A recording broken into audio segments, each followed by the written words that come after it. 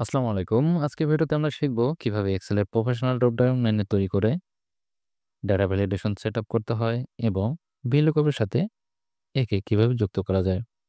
আমি আতিকুর রহমান সম্পূর্ণ ভিডিওতে আপনাদের সাথে আছি। চলুন ভিডিওটা শুরু করি। আপনারা দেখতে পাচ্ছেন যে এখানে আমার ডিসপ্লেতে কিছু জনবল তালিকা আছে। একটা আছে এমপ্লয়ি ইনফরমেশন, একটা আছে ড্রপডাউন আইটেম, একটা আছে VLOOKUP ড্রপডাউন। আমি পর্যায়ক্রমে এসব নিয়ে আলোচনা করব। ওকে, প্রথম থেকে শুরু করি। দেখেন এখানে আইডি, নাম, ডিপার্টমেন্ট, পজিশন, বেতন, যোগদান তারিখ, ইমেল ও মোবাইল নাম্বার দেওয়া আছে। এখন এই জনবলগুলো কিন্তু বিভিন্ন ডিপার্টমেন্টের হয়ে থাকে, যা একটা একটা করে টাইপ করে দিলে খুবই ঝামেলা ও সময়ের ব্যাপার, সাথে বারবার লিখতে গেলে বানানোরও সমস্যা হতে পারে। এখন আমি ম্যানুয়ালি না করে যদি ডাইনামিকভাবে এই ডিপার্টমেন্ট সেট করি কেমন হয়? জাস্ট পাশে মেনু থাকবে আর আমি সেই ডিপার্টমেন্টের উপর ক্লিক করব, সাথে সেই ডিপার্টমেন্ট সেট হয়ে যাবে। তাহলে আসুন এখন আমরা মেনু বার সেট করি। প্রথমে ডিপার্টমেন্টের সেলগুলো সিলেক্ট করে নেব। তারপর ডাটার এখান থেকে ডাটা ভ্যালিডেশনে ক্লিক করব। এখন এখানে দেখেন সেটিং আছে, ইনপুট মেসেজ আছে, এরর অ্যালার্ট আছে। প্রথমে আমরা সেটিংটা সিলেক্ট করে নিই। এখন এখান থেকে আমরা লিস্টটা সিলেক্ট করে নেব। লিস্টটা সিলেক্ট করে এখানে আমরা ম্যানুয়ালি ভাবে ডিপার্টমেন্ট দিতে পারি। যেমন আমি এখানে আইটি দিয়ে নিলাম। যেমন আমি এখানে আইটি, সেলস এটা দিয়ে নিলাম। দেখেন এখানে কিন্তু চলে আসছে, কিন্তু আমি তো ম্যানুয়ালি করব না, আমি ডাইনামিক ওয়েতে করব। তাই আবার সে ফর্মে গিয়ে এটা আমি ক্লিয়ার করে দেব। ওকে, এখন এখানে লিস্টে গিয়ে সোর্সের এখানে দেখেন এখানে ড্রপ ডাউন আইটেম আছে। জাস্ট এখানে ক্লিক করব। ক্লিক করার পর আমার ড্রপ ডাউনের যে আইটেম আছে তা আমি এখানে সিলেক্ট করে দিলাম। তারপর ইনপুট মেসেজের এখানে টাইটেলের এখানে গেলাম, আমি লিখব ইন্টার্ন ডিপার্টমেন্ট, আর মেসেজের এখানে লিখব source form drop down menu. এখন আপনি চাইলে এটা আপনি শো করাতে পারেন অথবা নাও শো করাতে চান। ধরেন আপনি এটা শো করাবেন না, তাহলে আপনি লেখার দরকার নেই। আর যদি লিখলেন পরে শো করাবেন না, তাহলে জাস্ট এখানে টিক চিহ্নটা উঠাই দিবেন।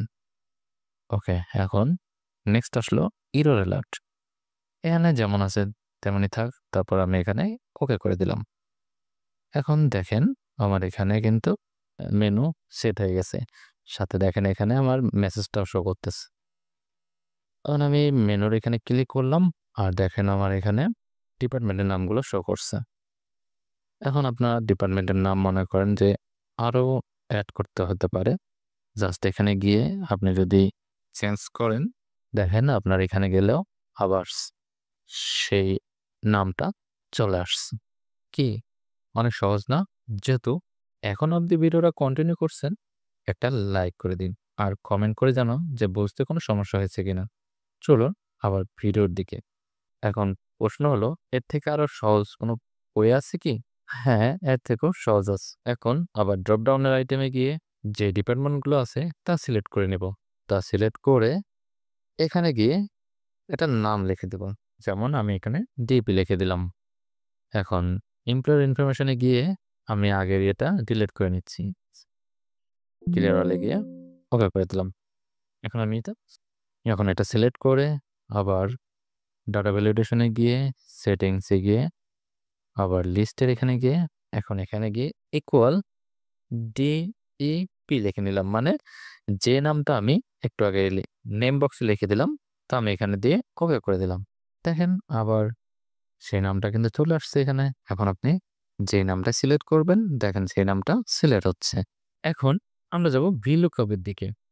চলুন এই শীট ছেড়ে এই শীটে চলে যাই। দেখেন আমি এখানে আগেই ফাইল গুছিয়ে নিয়েছি। উপরে একটা আলাদা লাইন আমি ক্রিয়েট করছি। যেখানে আমি আইডি দিয়ে নাম বের করবে। কথা না বলে চলুন দেখেন। দেখেন এখানে নামের উপরে ক্লিক করে একটা ফর্মুলা নেব। কি ফর্মুলা?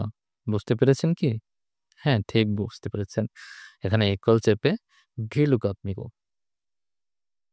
VLOOKUP ফর্মুলাটা নিয়ে ফার্স্ট ব্র্যাকেটে আমি যে নামটা মানে যে কলামে আমি আইডিটা শো করব তা সিলেক্ট করব। যেমন এটা সিলেক্ট করলাম। তারপর কমা দিয়ে আমি যেহেতু এই টেবিলটা থেকে নাম শো করব তাই এটা পুরোটা সিলেক্ট করে কমা দিয়ে নিব। এখন আমি যেহেতু ২ নাম্বার সেলে শো করাবো তাই ২ নিয়ে নিলাম। তারপর কমা দিয়ে ফলস লিখে দিলাম। তারপর ফার্স্ট ব্র্যাকেট দিয়ে এন্টার হিট করব। দেখেন নাম চলে আসছে। এখন যদি আমি এখানে অন্য কোনো আইডি দেই, যেমন এটা দিলাম, দেখেন এই নামটা চলে আসছে। কিন্তু আমার কথা হলো আমি তো এভাবে করব না। কারণ আমি ডাইনামিক ওয়েতে করব। মানে মেনু সেট করে তারপর করব। ওকে, চলুন এখন এটা আমরা মেনু আকারে তৈরি করি। প্রথমে এটা আমি ডিলিট করে নিলাম। দেখেন ডিলিট করার কারণে এখানে রং দেখাচ্ছে। সমস্যা নেই। এখন আগে প্রথমে আমরা এই আইডিগুলো সিলেক্ট করে এখানে একটা নাম দিয়ে নিব। যেমন আমি এখানে দিয়ে নিলাম EMP_ID। ওকে, এখন দেওয়ার পর এখন এখানে ক্লিক করে আবার সেই ডাটা ভ্যালিডেশনে যাব। সেটিংয়ে গিয়ে আবার লিস্টে ক্লিক করে এখন এখানে ইকুয়াল দিয়ে যে নামটা আমি একটু আগে লিখলাম তা দিয়ে ওকে করে দিব। এখন দেখেন এখানে আবার সেই মেনু বারটি চলে আসছে। এখন আমি যেই মেনু বারের যেই আইডিটা দিব তা এখানে শো করবে। আশা করি ভিডিওটা ইনফরমেটিভ লেগেছে। যেহেতু আপনি ফুল ভিডিওটা কন্টিনিউ করছেন তাহলে এখনই ইউটিউব চ্যানেলে সাবস্ক্রাইব করে নিন। যদি সাবস্ক্রাইব করে না থাকেন আর ফেসবুক পেজ যদি ফলো না করে থাকেন তাহলে আপনি ফলো করে দিন। ভিডিওটা কেমন লেগেছে তা কমেন্ট করে জানান। আর হ্যাঁ, ভালো থাকবেন এবং ভালো রাখবেন। সকলের সুস্বাস্থ্য কামনা করে আজকের মতো আল্লাহ হাফেজ।